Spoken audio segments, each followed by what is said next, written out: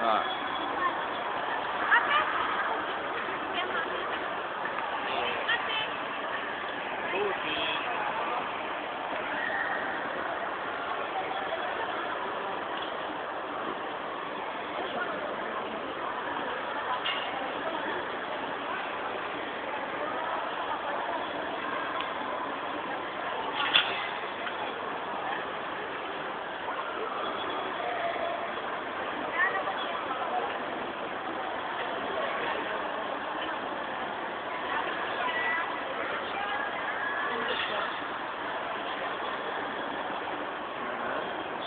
Dari kapit.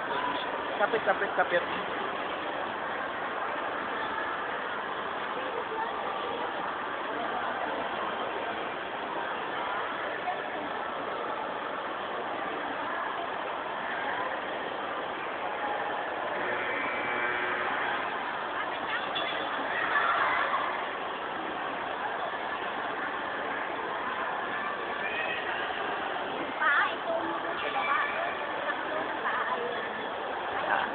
Alam na.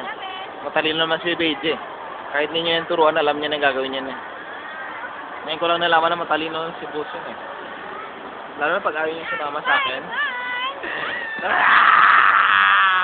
Lalo na pag ayaw niya sumama sa akin. Parang talagang sa telepono, parang totoong tao. Ayaw niya lang sumama, may rason lang siya.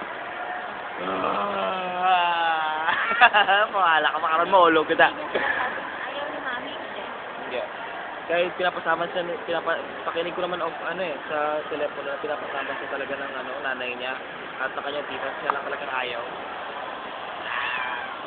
Parang may talaga, kanina nga, alauna, dapat siya lang mag-isang lalabas. Dahil nakausap ko siya sabi niya siya na lang daw ang lalabas mag-isa.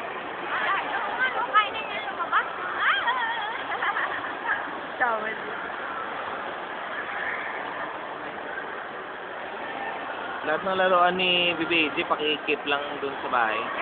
Para, sa bahay lang. Yung mga ibibigay ko lang sa kanya siguro sa December, puro lahat na lang damit na lang. Damit, medyas, yung pambata talaga. Rawr! Kabayo! Ayaw ni Ayaw nila eh. Dua, kapit. Ari bay. Kalau masuk ke rumah. Kapit.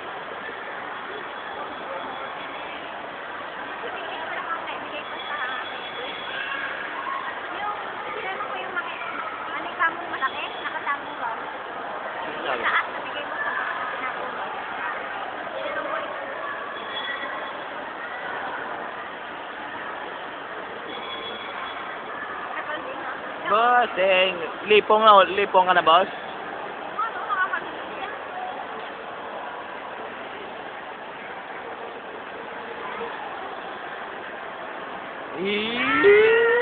Mama ko mo tsura sang kabayo.